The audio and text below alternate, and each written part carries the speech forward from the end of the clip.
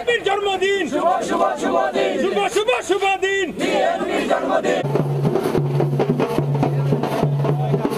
বিসমিল্লাহির রহমানির রহিম।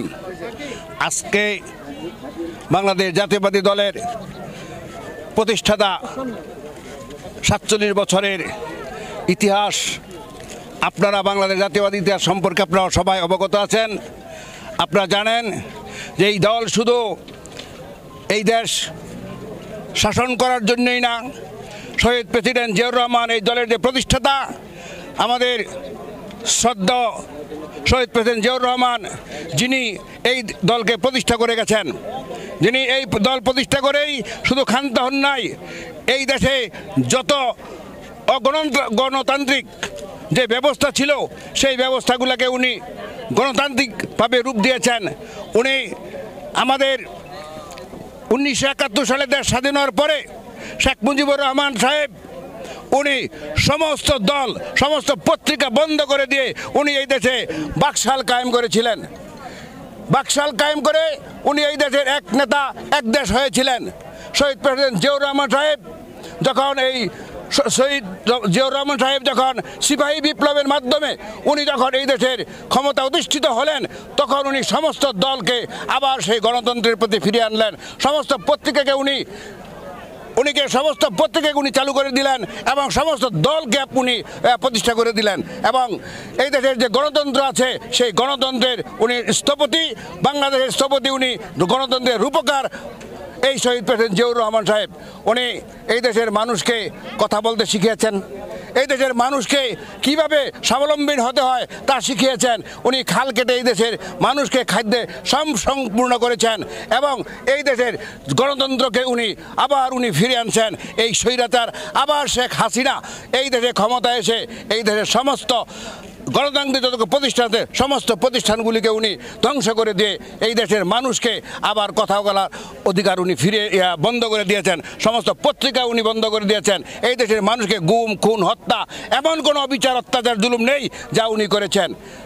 আমরা এই দেশের সাধারণ মানুষ এবং বাংলাদেশ জাতীয়তাবাদী দল 17 বছর অক্লান্ত পরিশ্রম করে আন্দোলন সংগ্রাম করে অনেক নেতাকর্মী আমাদেরকে হত্যা করা হয়েছে, গুম করা হয়েছে, খুন করা হয়েছে, এই দেশ থেকে বিতাড়িত করা হয়েছে।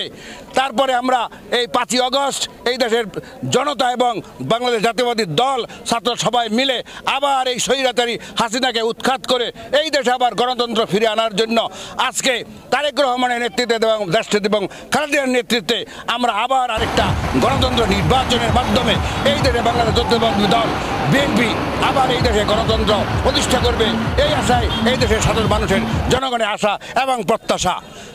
ভাইয়ের আমার, সেপ্টেম্বর আমাদের বিএনপির প্রতিষ্ঠাবার্ষিকী 47তম প্রতিষ্ঠাবার্ষিকী উপলক্ষে নারায়ণগঞ্জ মহানগর কর্তৃক আয়োজিত আমাদের 6 দিন ব্যাপী কর্মসূচির আজকে সর্বশেষ দিন বন্দর উপজেলা বিএনপি যে র্যালি আয়োজন করেছি।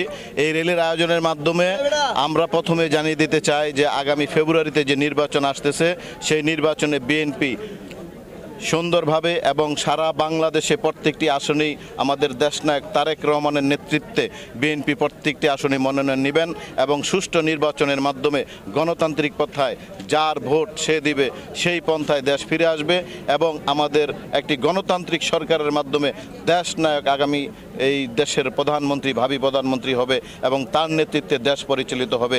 এবং আজকে আমরা একটা যে জিনিসটা দেখতে পেলাম, প্রত্যেকটি ইউনিয়নের নেতাগণ্ডি, প্রত্যেকটি ইউনিয়নের প্রেসিডেন্ট সেক্রেটারি, আমাদের এখানে বন্দর উপজেলা বিএনপি সভাপতি, আমাদের মুসাফর ইউনিয়ন বিএনপি সভাপতি তারামিয়া, কলাগাছি ইউনিয়ন বিএনপি শাহাদুল্লাহ মুকুল, মদনপুর ইউনিয়ন বিএনপি সভাপতি মামুন ভুইয়া, দামগড় ইউনিয়ন বিএনপি সভাপতি জাহিদ খন্দকার এবং আমাদের বন্দর ইউনিয়ন বিএনপির রাজু আহমেদ সহ প্রত্যেকটি ইউনিয়নের সেক্রেটারি, সাংগঠনিক সম্পাদক, সুপার ফাইভ যারা আছেন, প্রত্যেকে আমাদের র্যালিতে যে পরিমাণ সহযোগিতা এবং আন্তরিকতা দেখিয়েছেন আমরা প্রত্যেককেই ধন্যবাদ জানাই।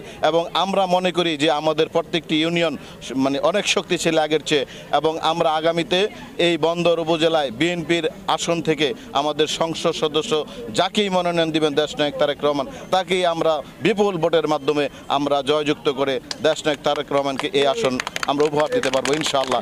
এই আশা